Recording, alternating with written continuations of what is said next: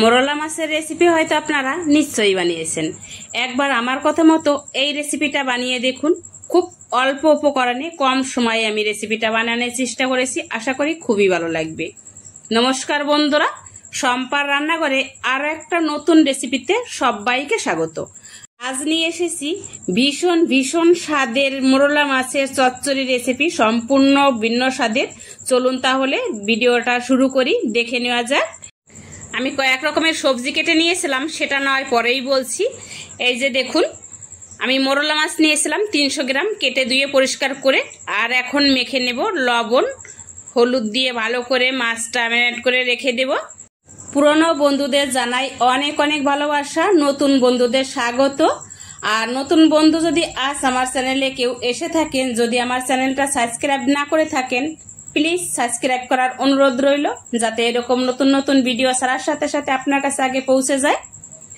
তো এখানে এই যে দেখুন, কড়া গরম করে তেল দিয়ে দিয়েছিলাম। আর মোরলা মাছটা আমি ভেজে নিচ্ছি। সব মাছ একইভাবে আমি ভেজে তুলে নিলাম, একটা মাছও কিন্তু ভেঙে যায়নি। এই যে দেখুন, আর এখন ওই তেলেই দিয়ে দিলাম আর একটু তেল, কারণ আমি বেগুন ভেজে নেব। বেগুন দিয়ে অন্য কোনো সবজি দিয়ে আমি করব, আপনাদের পছন্দ মতো সবজি আপনারা অ্যাড করতে পারেন। আমি এই যে বেগুনটা ভেজে তুলে নিচ্ছি। এখনো কিন্তু আমি বেগুনের লবণ হলুদ কিছুই দেইনি, শুধু সর্ষের তেলে ভেজে তুলে রাখলাম। আর অল্প তেলে দিয়ে দিলাম আমি এখানে আলু। লবণ হলুদ দিয়ে ভালো করে একটু ভেজে নেব। একটু ভাজা ভাজা হলে এই আলুটাও আমি নামিয়ে নেব। আর ততক্ষণে এখানে আমি একটা মশলা করে নেব। এই যে দেখুন, এখানে পোস্ত নিয়েছি, সাদা সর্ষে কালো সর্ষে, আর নিয়েছি লঙ্কা আদা, পেস্ট করে নেব আমি। আপনারা চাইলে শিলনোড়ায়ও করতে পারেন, আমি মিক্সার মেশিনেই পেস্ট করে নেব। একটু জল দিয়ে দিলাম, পেস্ট করে আনবো। এই যে দেখুন, মিহি পেস্ট করে নিয়ে আসলাম। আর উনানে এখন দিয়ে দেব আর একটু তেল দিয়ে জিরে ফোড়ন, ব্যাস আর কিছুই লাগছে না। এখানে দিয়ে দেবো যে মশলাটা করে রেখেছিলাম, মশলাটা দিয়ে দিলাম। পাকা লঙ্কা দেওয়াতে কত সুন্দর কালার এসছে দেখুন। আর অন্য কোনো কিছু দেওয়ার কোনো প্রয়োজন নেই।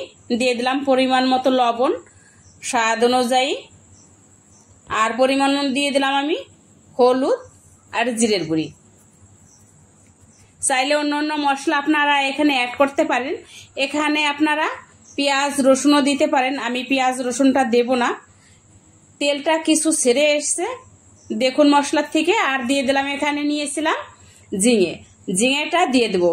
আগে তেলে ভেজে নেওয়ার কোনো দরকার নেই, ঝিঙে মশলার সাথে দিয়ে কষালে পরেই আরও বেশি ভালো লাগবে। আর কিছু সময় কষিয়ে নিয়ে দিয়ে দিলাম এখানে ডাটা। আমি বলেছিলাম বিভিন্ন রকমের সবজি দিয়ে আমি এই চচ্চড়িটা করব, খেতে কিন্তু দুর্দান্তের হয়।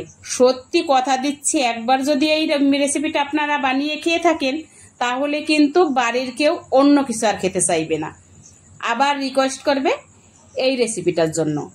তো একটু কষিয়ে নিয়ে দিয়ে দিলাম আমি এখানে টমেটো কেটে নিয়েছিলাম। টমেটো কিন্তু একটু পরেই দিতে হবে, তাহলে কিন্তু টমেটো একটু আস্তে আস্তে থাকবে, ভালো হবে। আর ভেজে রেখেছিলাম বেগুন আলু, এখন দিয়ে দিলাম। একটু মিশিয়ে নেব। একটু কষানোর পরে দিয়ে দেব এখানে আমি উষ্ণ জল গরম করে রেখেছিলাম, জল গরমটা। এই যে দেখুন তেলটা ছেড়ে এসছে, এই পর্যায়ে দিতে হবে। পরিমাণ মতো কম বেশি আপনারা দেবেন, যেহেতু মশলা আমার সাথে আমার সবজি আগেই সিদ্ধ হয়ে গেছে কিছুটা। আর ফুটে ওঠার সাথে সাথে দিয়ে দিলাম মাছটা দিয়ে আবারও কিছু সময় একটু নেড়ে নিয়ে 1-2 মিনিটের মতো একটু ঢাকা চাপা দিয়ে রেখে দেব।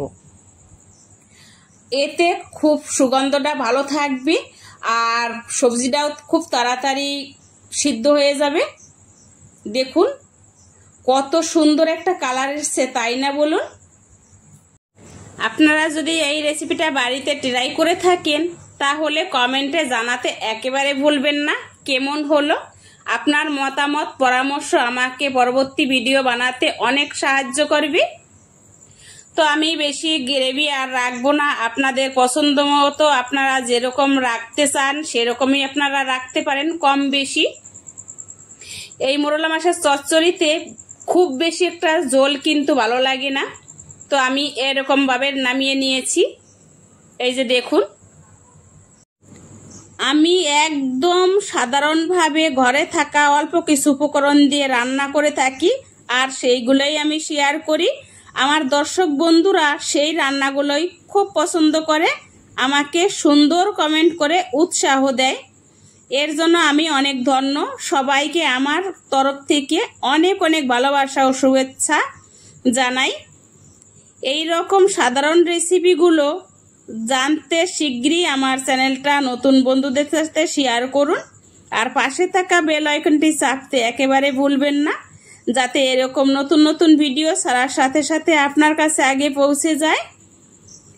তো আজকের রেসিপিটা আমার এখানেই কমপ্লিট। দেখা হবে আবার নতুন কোনো ভিডিওতে। ততক্ষণ সবাই ভালো থাকুন, সুস্থ থাকুন। ধন্যবাদ।